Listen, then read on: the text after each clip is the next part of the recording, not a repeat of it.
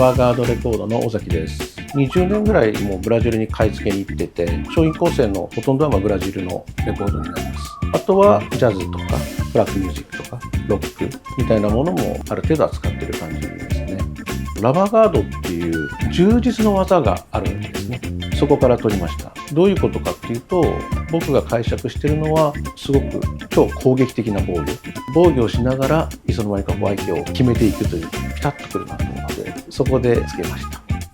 最初はやっぱり歌謡曲でしたね。そこから徐々に洋楽にそれが移っていくような感じで、やっぱりブラックミュージックかなと思います。当時はあんまりレコードってオリジナル版って購入できなかったので、ラジオで聴いて、それこそ JB とかスライとか P ファンクとか次々聴いてってエアチェックしてって、でなんかコツコツ探していくみたいな。もともとはだから UK のいわゆるネオソウルみたいなスタイルカウンシルとか、ああいうのから入ったのかなと思いますね。直接の理由としてはやっぱりイヴァン・リンスかな。 AOR の方が結構イヴァン・リンスが好きで、80年代70年代後半のクインシー・ジョーンズがやってたりとかジョージ・ベンソンがやってたりとか、このお店を始める前に勤めていたお店があって、そこのオーナーがずっとアメリカ生活が長くて、もういわゆるベンチャー気質の人で、給料はあんまりやれんと。だから自分たちでその仕入れをしてこの店で売ってくれっていうスタンスの人だったんで、もう買い付けに行かなきゃいけない生活できなかったんですね。エイムスレコードショップっていうお店で AOR を中心に仕入れるお店で、その頃ちょうど AOR のブームっていうのが来てて、それで結構名前が知られたお店だったかなと思いますね。90年代の後半に諸先輩方が結構アメリカの買い付け行かれたりとかヨーロッパの買い付けに行かれたりとかされてて、自分が買い付けに行くんだったらどこ行こうかなっていうのは割と考えてて、同じことやってもしょうがないな、どうしようかななんて思った時に、ブラジルだって思いましたね。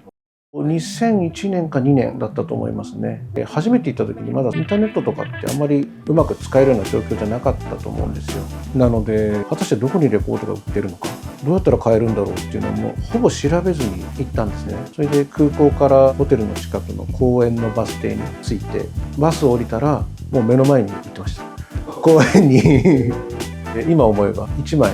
10ヘアでよって言ってくれてたと思うんですけど、それすらも分かんなくて、結構いいレコードあったんですよね。とにかく何も分からないんで、その当時池田ホテルっていう日系の方が経営されてる安いホテルに泊まって、そこにずっと住んでらっしゃる年配の日系人の方に「レコードってどこに売ってるんですか?」って聞いたら、その方がすごいいろいろ記憶されてる方で、何々通りの何番に売ってるとか、そこのとに行ってみると売ってるんですよ。初めて行った時というのは僕はサンパウロしか行かなかったので、そのおじいさんの情報だけです。それでそのおじいさんに聞いたお店からそのお店の人に聞いて広げていくっていう感じでしたね。次はリオだったですね。やっぱりサンパウロほど日本人に慣れてないところはあるので、少しちょっと苦労したかもしれないですね。リオは本当にもうロープレイですよね。ドラクエだなと思って言ったことありますね。初めてミナスに行った時にレコード屋さんが何軒か入ってると言われているタワーのようなビルがあって、そこの螺旋階段を上っていくんですけど、お店がないんですよ。どこにあるのかなと思って見ると1メートルもないぐらいの通路があって、そこから光が漏れてるんです。そこを通ってグーって出たら、その筒状のビルの外側にお店があったんですね。ダンジョンでした。人に話聞きながらちょっとずつ理解してなんかたどり着くっていうのを結構やってきましたね。タクシーに乗ると必ずミルトンの話なんですね。だからミルトンとかクルビタイスキーナのレコード、ミナスが一番高いですからね。サンパウロでは今でもあるんですけど、セボっていうレコードと古本を売ってるお店っていうのが結構点在してて、そこに行くとイヴァン・リンスの有名な黄色いソモストドスっていうのはこれぐらいの棚にが全部黄色いんですよ。わーって、もう選び放題で値段も100円とか、中古なんですけど、とにかく誰も買わないんでずっと残ってたっていう感じですね。今そのセボに行っても普通の値段で1枚ポッて売ってるだけなんですよね。変わりましたね。一番カルチャーショックを受けたこと、やっぱりグレーディングの甘さかな。彼らがよく言うのはもうこれはもうノーボだっていうんですよね。新品同様だって言うんですけど、新品同様だったら試しようない。綺麗だけどもどっか一箇所スッと傷が入ってて、そこがやっぱりノイズが出たりとかっていうのはあるんだけども、これはまあどちらが正しいというよりも感覚の違いなんで、注意して買う買わないを決めないといけないんだなっていうのは身に染みましたね。失敗もたくさんしましたし、買い付けはね、2回1回の買い付け期間1ヶ月です。1ヶ月。リオ、サンパウロ、ミナスジェライスとか、大きい都市は一通り回ります。あとは飛行機で行けないような細かい都市とかを友人と一緒に車で行ったりとか、バスで行ったりとか、だいたい10カ所ぐらいかな、1回の買い付けで。自分に課してるのは LP1000 枚。これがもう絶対ですね。あとは7インチが、できるだけ買えればっていう感じですかね。数年前まで、コロナ前までだったら、たまに田舎に行くと、駅前にキオスクみたいなレコード屋さんがあって、手つかずのものがうわーっとあって、均一料金で何百円で買えるみたいなね。最近はやっぱりコレクションを丸ごと購入するっていうのが楽しいかな。お金を持ちの方のコレクションがあって、その部屋を埋め尽くしてて、家族に何とかしてくれって言われて、全部買わないといけないんですけどね。一人だとポルトガル語だって原価がありますし、何にもできないと思いますよ。向こうの友人がいてくれてこそ成立してるなっていうビジネスですね、これは。エームスレコードショップに最後は僕店長をやってたんですけれど、自分のやっぱりやりたいことが人のお店なのでできないなっていうところで物件を探して、神保町が好きだったからこの辺で探してるうちに運よくいい物件が見つかったので、自分でやるわって言って始めたっていうのがきっかけですね。30代、40代、50代の方が大半だと思います。最近やっぱり特にどこのお店もそうだと思いますけど、やっぱり海外からのお客様が多いですね。調べていただいて、ブラジル買うならここじゃないかっていうことで当たりをつけていていただくっていうことが多いですね。ここのお店は本当にわざわざ来るお店だと思いますね。フラットっていうのはあんまりいらっしゃらないかもしれないですね。買い付けから帰ってきた翌々日に買い付け品の放出っていうのをやってるんですけども、10人15人ぐらいのお客様が朝並んでいただいて購入していただくんですけども、そういう時やっぱりね、1人例えば40枚50枚とか買っていかれる方もいらっしゃるんで、あれはもうなんか年に2回のお祭りで自分も楽しいし楽しみにしてるし、それがなんか一番なんか面白い感じがしますね。うちのお客様とかもそうなんですけど、ブラジル音楽って環状線みたいなところがある。どこかからその電車に乗るとブラジル音楽の中でずっと回っていくというか、あなたこのジャンル聴いてましたよねっていう方が全然もう半年後には別のジャンルを聴いてたりするんですよね。ここが面白いなと思って、なんかブラジル音楽ってなんか独立してますよね。他のジャンルの方だったら、例えばモダンソウルとかクロスオーバーみたいなのが好きだっていうと各国にあるじゃないですか。いろんな国のを渡り歩いていろんな国のテイストに合ったものを探していく感じだと思うんですけど、ブラジル音楽のファンの方っていうのはブラジル音楽の中でどんどん違ったスタイルに惹かれていくというか、そういうところが面白いなって思いましたね。空白の数年っていうのがあって、ブラジルのレコードっていうというのは CD 化が進むのがちょっとブラジルって遅かったんですよね。マイナーレーベルであれば1995年ぐらいまで、メジャーレーベルでも93年ぐらいまではアナログのリリースがあるんですよ。その時っていうのは多分世界的にはもう CD にほぼ切り替わってる。おそらく国外に輸出されることなくブラジル国内で眠ってたものが大量にあったんで、そこが結構自分の使命みたいな感じで、知らないものはどんどん買い付けていますし、常連の方だとラバーガードのイメージって見たこともないような90年ぐらいの自主版マイナー版がなんかいっぱいあるぞっていうイメージだと思うんですよね。やっぱりその有名なプロデューサーとかアレンジャーとかが手掛けているとか、あるいはすごくその地方都市で全てのそのプロダクトの音に統一感があるとか、そういったものの場合はやっぱりここのレーベルのやつ全部欲しいよとか、そういうふうにおっしゃっていただける方が結構いらっしゃるんで、逆にお客様から教えていただくこともありますし、これなんかが結構代表的かなと思う。アルトゥルベロ会がアレンジしてて90年だったと思いますね。昔は多分誰も見向きもしなかったけども、アルトゥルベロ会がやってるってことで多分誰かが聞いて、ここ5、6年とかいわゆるデジタルシンセの音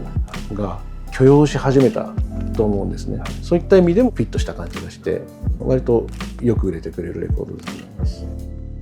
できる限り主張はして買ってきましたけども、勘で買ってきたものも結構多いですね。なんでこんなの買ったんだろうっていうのも当然ありますけど、店頭の外側には安いレコードとかセール品とかが置いてあって、あとはジャズになりますね。ここからジャズは結構最近買い取りが多いので、US ヨーロッパもの、たまにオリジナル版も入ったりはしますけど、例えばこれとか、最近だとステープルチェイスの中でも意外とないチェット・ベイカーとデューク・ジョーダンの日本版ですけど、と南米ですよね。最近キューバのレコードが結構個人的に興味あるんで、仕入れること多いですかね。はい、新入荷デボラトレスって言ってリオのマイナーのレコードなんですけども、最近このレーベルがすごくなんかコンピレーションなんかで人気があるのがあって、ブラックミュージックよりだったり AOR よりだったりブギーだったりそういうので結構人気があるレベルですね。普通にこういうボサノバとか、こういうやっぱ最近はオリジナルのその基準が厳しくなってきたんで、ここもこうエンボスが入ってないといらない言われちゃうぐらいですね。ここはもういろいろマイナーなものが、例えばこうアルトゥール・ベロ会が関わっているレコード、これも87年ですね。アルトゥール・ベロ会はあんまりこの年で仕事をしてなかったので貴重なものだとは思います。ちょっとこういう聖地巡礼のレコードで、スペインみたいにブラジルでもその聖地巡礼をするような習慣があるみたいで、聖地巡礼の、ドキュメンタリーフィルムの確かサウンドトラックだったと思います。でやってるのがサウル・バルボーサっていうバイヤのギタリストで、普通のバイヤの土着的な音とはちょっと違うものが最近結構より深く探されている。うちはこういうマイナー版と一緒にブラジルの7インチ仕入れてて、お客さんは結構探されているんですけども、最近ちょっと本当に買えなくなっちゃって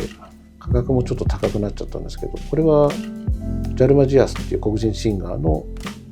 シングルだけで出てるやつですね。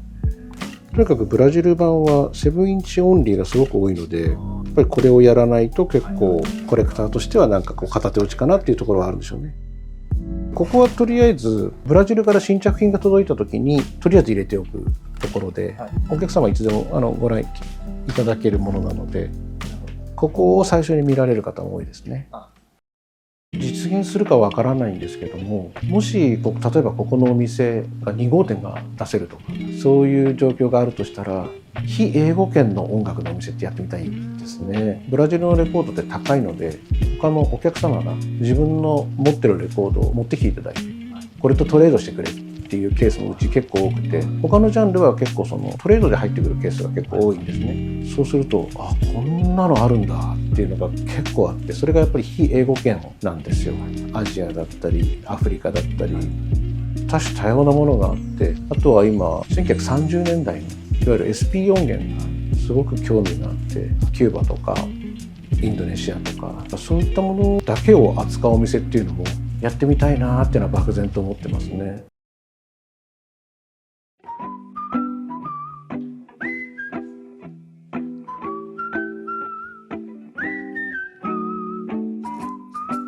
世界的に若いお客さんが結構増えてるっていう印象がありますけど、ブラジルも全く同じで、レコードマーケットなんかがあると若い女の人とか20代のお客さんが結構来てて、結構買ってますよね。もともとは彼らは英米のロックとかジャズとかそういうものを後追いで聴いてるような感じだったと思うんですけども、それが最近やっぱりその自国のもののいわゆるクラシック、カエタノ・ベローゾとかミュート・ナシメントとかああいったものを聴いてるなっていうイメージですね。